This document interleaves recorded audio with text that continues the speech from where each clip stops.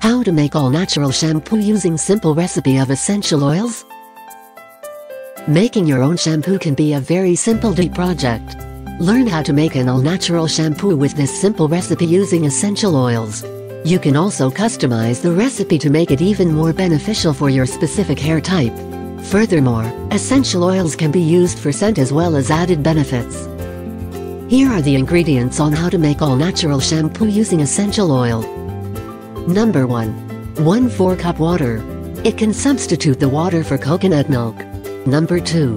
1/4 cup Castile soap. Use unscented soap. Number 3. 1/2 teaspoon jojoba oil for dry hair. It is optional.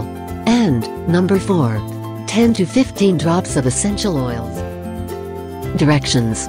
Mix together all the ingredients in a storage container. You can use an old shampoo bottle, foaming soap dispenser, or a mason jar. After getting hair wet, apply a quarter-size amount to the hair and lather in. This shampoo is thinner than the typical shampoo, but it does lather up a ton. This shampoo will last for a month when stored in an airtight container.